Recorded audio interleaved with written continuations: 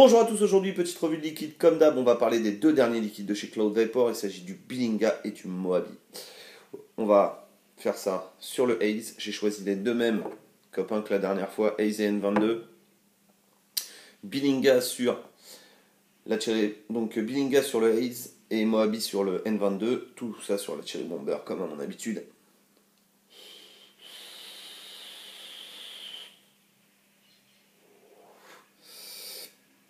Billinga. Alors, pour le Billinga, place à la gourmandise avec cette recette d'écorce d'orange confite à la vanille bourbon, adoucie par une généreuse cuillère de mascarpone. Le parfait à l'orange à notre façon, c'est gourmand. Ça, c'est le moins qu'on puisse dire, c'est extrêmement gourmand. Un peu trop à mon goût. Voilà, un liquide que je ne saurais pas vaper toute la journée, je vous le dis tout de suite.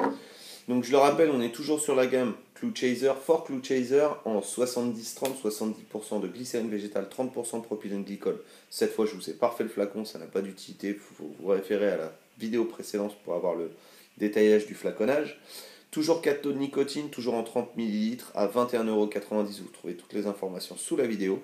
On est en 0, 3, 6 et 12. Pour ma part, ça sera du 3. Je pense qu'il pouvait se passer du 12 parce que c'est clairement une gamme réservée aux drippers. Voilà.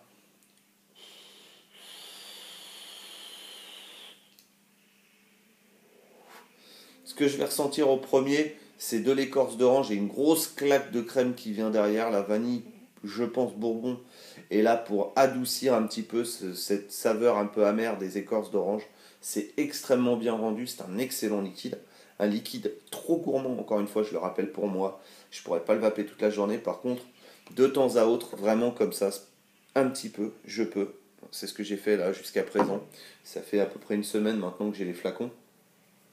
Je les ai à peu près tous dégommés à moitié, comme je vous l'ai montré. Par contre, celui-là, j'ai un peu plus de mal.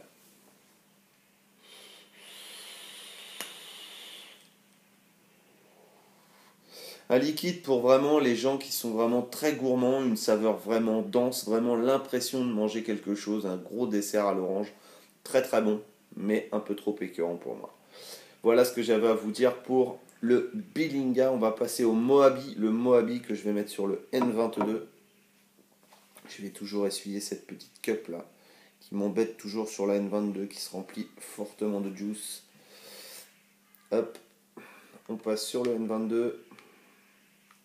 N22, dripper plutôt réservé saveur, je le rappelle, avec 2 micro-coils coton serrés. Par contre, cette fois, ceux-là, il faut que je les vire. C'est plus du tout mes habitudes de monter mes atos comme ça. Il m'en reste un monté comme ça, c'est celui-ci que j'ai remonté. J'ai changé mon coton tout propre.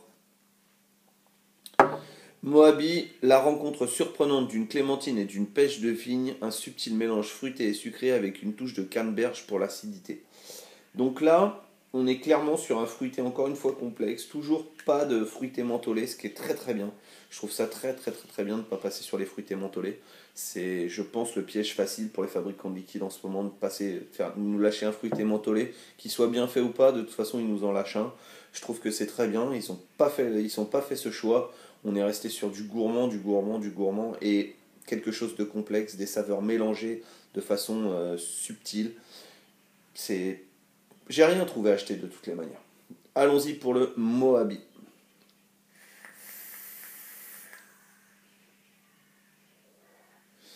Alors je ressens vraiment une claque de pêche, la petite clémentine derrière et la canneberge effectivement qui donne un petit côté grattant acidulé, c'est très agréable.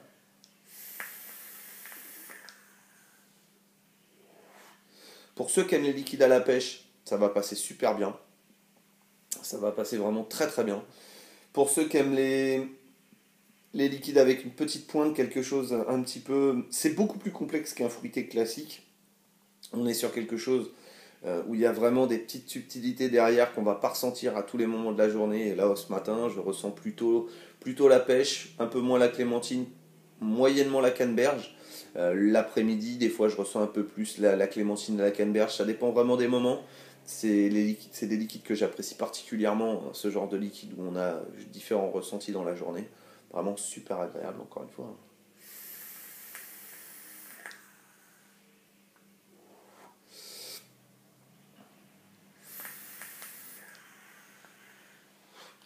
Le Moabi.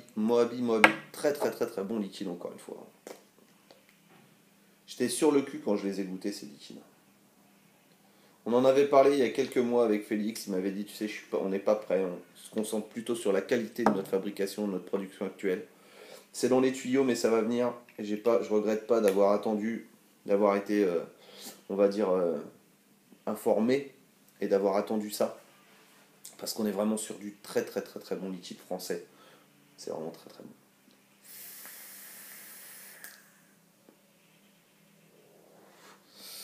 Voilà, dans l'ensemble, ce que j'avais à vous dire sur les Cloud Vapor, pour moi, une très très bonne gamme, vous pouvez foncer dedans, il n'y a pas de souci.